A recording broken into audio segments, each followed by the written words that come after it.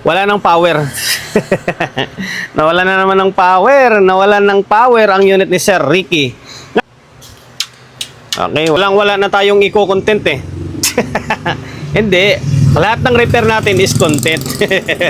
Nagkataon lang na ito naman ulit yung gawa natin. By the way, pangalawang... Ay hindi. Dami ko na palang ace na nagawa ngayong buwan. Magkakatapusan na ng ng July. Ito, may sumingit na naman ulit na ace na LX20. Ayan o, ace na LX20 kay Sir Ricky ng Balara. Ayan, kay Sir Ricky ng Balara. By the way, shoutout and then maraming salamat sa may-ari nito na pinagkatiwalaan tayo na gawin yung unit nila. Ngayon, ang issue kaya din nila rito sa atin ay wala ng power. Nawalan na naman ng power. Nawalan ng power ang unit ni Sir Ricky. Ngayon, naka-plug na yun doon sa may bulb. Galing ko muna ng isa. Okay, dalawa na yung bulb natin. O natin, wala. Okay, wala na naman siya. Ngayon, ano yung dahilan kung bakit wala na namang power yung Ace na LX20? Okay, sa mga solid follower subscriber natin, kabisado na nila kung ano yung pinaka-main cause or pinaka-main problem nito. Ngayon, dito yan sa may AC line fuse niya. Open yan dito. Na-open yan yung fuse dito dahil maaring pasintabi na natin tong transformer. Rekta na lang tayo dito. Dito yan yung problema. Either channel 1 or channel 2. Okay? Either channel 1 or channel 2 ang may problema kung bakit bumigay yung fuse na AC line. Kasi wala itong fuse. Wala to ditong fuse. Wala tong ditong fuse. Dito sa board, wala rin. Wala rin fuse. Ngayon, papalitan ko ng AC line fuse dito sa likod. Tapos, ipakita ko sa inyo na iilaw yung bulb natin or meron siyang shorted. Ito, bumigay siya. Ayan, open. Ngayon, palitan natin ng fuse. Okay, papalitan natin. Papalitan muna natin. Tapos, pakita ko sa inyo na yun nga yung pinaka-problema niya. Sa may channel 1 or idle channel 2. Balik natin dito. Ayan, binabalik natin.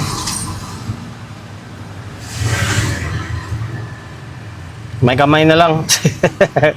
Kamay na lang. Malambot naman siya eh. Okay, tanggalin natin tong barina natin. Tapos, switch on natin. Kapag ganyan bumigay yung fuse, make sure na naka-bulb kayo. Wag yung erekta sa 220. Delikado. Ngayon, shorted Diba? May shortage siya. Ang tanong dyan, saan banda ang may problema? Channel 1 ba? Or channel 2? Ito hindi naka-individual yung socket niya na pwede mong hiwalayin dito.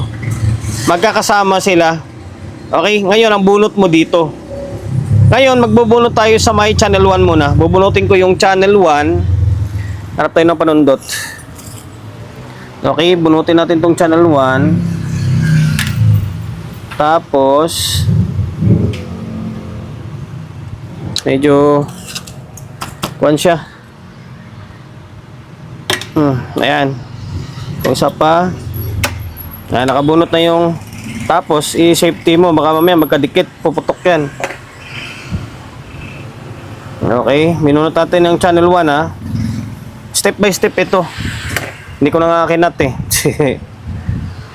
Ngayon, po natin. Nag-normal siya. Nag-normal Meaning, ang problema sa pulagad, channel 1, dito ang may shorted na power transistor. Tingnan natin. Bull check natin kung dito okay naman. May nasunog ba? Wala. Okay, nasa channel 1 ang problema. Ngayon, ang sabi ni Bossing, ang gusto niyang mangyari ay i-fix bias. I-fix bias, yun sa package, kumbaga sa katulad sa ibang ginagawa natin, i-fix bias natin, lalagyan ng fuse, tapos isang request sa atin is dadagdagan ng power transistor na naman. Gagawin siyang 5 pairs, lalagyan dito. Baklasin na natin yung board. Pero bago natin simulan yan, siyempre sa mga hindi pa nakapag-subscribe, pakisubscribe ng YouTube channel natin. Pindutin yung bell button sa gilid, select mo yung all. Yan, kapag napindot mo na yan, manonotified ka kapag meron tayong bagong upload na video. Nag-upload tayo ng video isang beses, dalawang beses kada araw. Okay, ngayon, kakalasin natin yung board tapos unahin muna natin to. I-check natin kung ilan yung mga output na nasira. Kalas na natin yung board sa may heatsink. Tapos, ito, kan muna. Kinalas ko talaga sa sadya. Minsan, pag tinatamad ako, pinuputol ko lang yung emitter side nito eh. Ngayon, unang-unang gagawin mo ay tanggalin mo lang itong mga bloke. Oh. Yan, yung emitter resistor, 0.33. Tanggalin mo lang yan para ma-check mo to isa-isa. Ngayon, meron tayong nakita. Ito to. Isa and then dito. One pair or magkapares. Dito and then dito. Ayan, tinumba ko na siya. Yung lahat ng mga nakatayo is buo yan. Ngayon, i-check natin. Shorted lang naman yung hanapin dito. Kadalasan shorted talaga. Ito siya oh. Okay, shorted. Tapos ito. Shorted din oh. Diba? The rest niyan, buo na yan. Ito, hindi pumalo kasi naka-forward yan. Ito, balik rin natin. Ay, naka-reverse yan.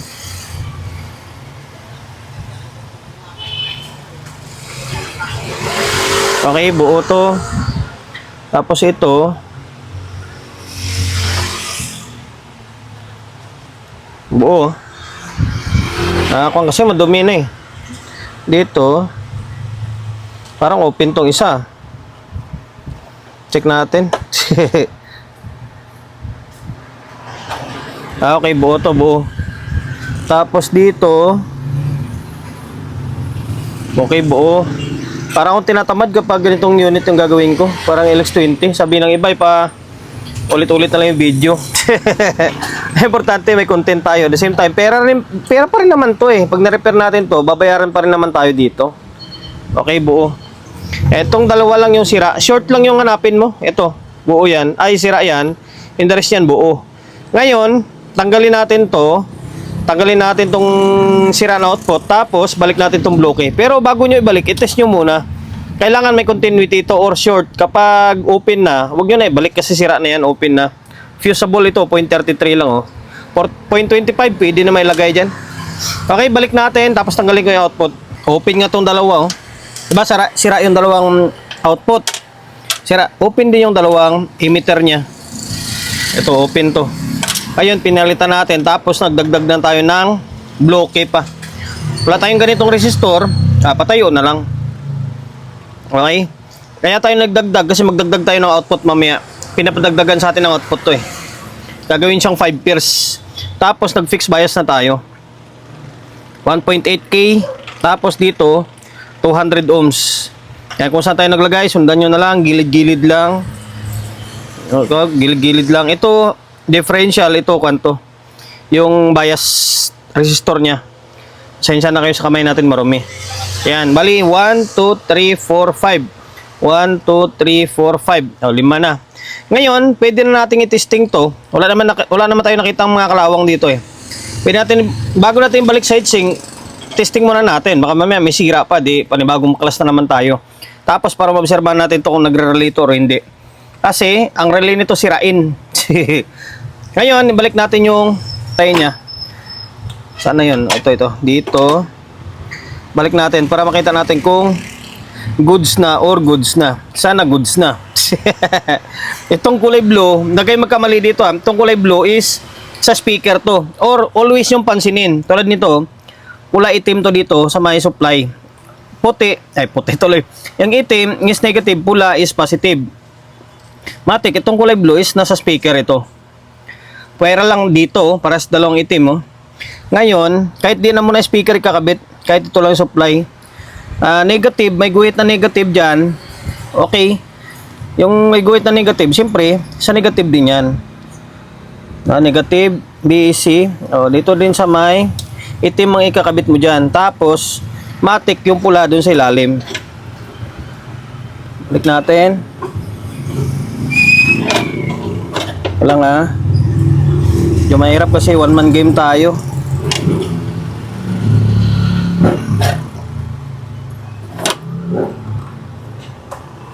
Naibalik na. Tapos itong input, ikuha natin, kabit natin to. At pasensya na, one man game tayo eh. Okay, balik natin. na ayaw mo mag-shoot. O yan, naibalik na. Tapos, syempre, yung supply, balik natin to. Tapos ito, ingatan na pag magkadikit or sumayad sa may body. Kasi delikado. Puputok yan. Ngayon, naka-plug pa rin yan doon sa may valve. Tingnan natin. Okay, normal na. Wala na siyang shorted. Oh, narinig nyo. Hindi na magatik yung relay, no? Ay, naka. Pag nagka-shorted kasi yan, minsan nasisira itong relay, oh. Pansinin nyo. Ang lumagatik na relay ay soft start lang yun. Ito is hindi. Ngayon, bunutin natin to para malaman natin kung may DC out or wala. Bunutin natin to. Kapag binunot natin yan, tapos mag-relay, meaning may problema yung amplifier stage. Pero kapag hindi pa rin nag-trigger, meaning sira talaga ito. Sira. Ngayon, palitan ko ng relay ito, tapos balik ko sa heatsink. Di na ako nagsukat, diba? Napansin nyo, hindi na ako nagsukat ng biasing. Kabisado ko na kasi yan eh. Mamaya na lang tayo magsukat ng biasing. Ngayon, palitan muna natin itong relay. Kaya, kapag nasunugan or nasira yung board ng LX20 nyo, always yung i-check ito, relay, nasisira yan. Ito yung sinasabi ko na sira, oh. Malamang nagkadikit na ito. Baka nasunog pa yung speaker ni bossing dito eh. Etong out, ito, butas na to, out ito. Ito siya, out ito. Ito is emitter ito. Yan, magkakasama lahat. Tapos, relay pa ng relay ito na isa. Tapos, out na ito. Papunta yan doon sa may speaker out. Ito yung supply niya. Kailangan, ito tsaka ito, di dapat magkukontak yan once na walang supply. Pag magkaroon ng kontak yan, ibig sabihin, nagkadikit na yan. Nung nagkaroon siya ng DC out, uminit hanggang sa nagkadikit.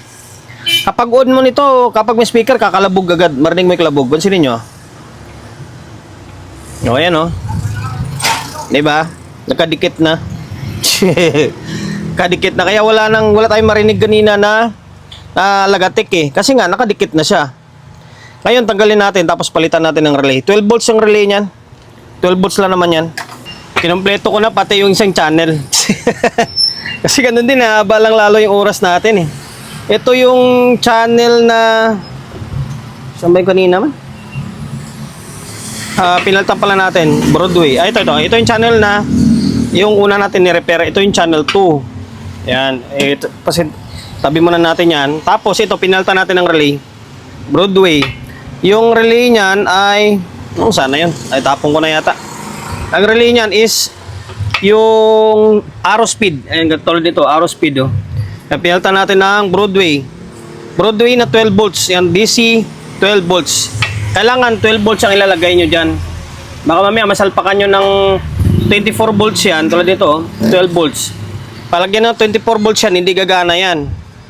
Ngayon, pinalitan na natin 4 pin. 4 pin ang butas nito. Pwede naman 5 pin na relay papalit nyo. Putulin nyo lang yung isang linya. Pero ito, 4 pin ito. Ayan. Tapos, kinumpleto na natin yung output. 1, 2, 3, 4, 5. Okay, ito na yan. 1, 2, 3, 4, 5. Tapos, kung mag-add kayo ng power transistor, make sure maglagay kayo ng sapin. Tulad nito, ng Meka. Kapag walang sapin yan, nako, disgrasya, abutin nyo dyan. Goods na itong channel 1. Itong channel 2, siyempre, Phoenix bias na rin natin. Yan, fixed bias, 1.8. Tapos ito, 200 ohms. Tapos, siyempre, magdadagdag ka ng output. Magdagdag ka ng bloke din. 0.33, 0.25, 0.47, pwede yan. Ayan, dito siya. Magdadagdag ka dyan. Ngayon, C5200 din A1943 yung output na ginamit dito. Okay, may sapin din yan, no? Ilalim, may sapin. Tapos ito, may sapin yan. Magkaiba lang. Okay? Ngayon, hindi na ibalik to. Linisan ko muna yung casing, tapos balik to. Tingnan natin kung ano magiging labasan. Naibalik ko na yung dalawang board. Ayan, ito, tsaka ito. Lagi kong sinasabi make sure na hindi kayo magkabaliktad. Kapag may nakalagay na VCC negative, meaning negative yan, itim ang ilalagay nyo. Yung pula, doon sa ilalim. Ngayon, salisi yan. Kung itim dito sa taas, pagdating dito sa may kabila, magiging itim sa ilalim, pula sa taas. Salisi sila kumbaga. Tapos itong isang itim mo, pansinin nyo, baka mamaya mailagay nyo dun sa ilalim yan. Ako, disgrasya, abutin nyo. Yung itim na to is papunta dun sa may speaker out yan. Dapat ginawa na lang kulay blue rin dito para hindi sana malito yung kwan. Yung tagagawa ba. Ngayon, wala na siyang sorted lumagatik na, di ba? Pansinin nyo, 3 na yung lumalagatik. Okay, kaso may karga pa to. Sa halos sabay itong dalawa Ngayon, magsukat tayo ng biasing niya. Pakita ko muna sa inyo. Pero, wala pa, ulit-ulit lang din naman to.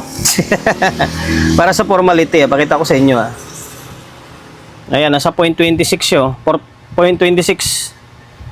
Kapag sa digital yan, mga nasa 0.3 yan. Sadya lang binababaan ko na konti. Yung stock niya medyo mataas nasa kulang-kulang 0.4. Mas maganda dyan, mas safe. Ngayon, hindi pa tapos pala, nakalimutan ko. Maglalagay pa pala tayo ng fuse.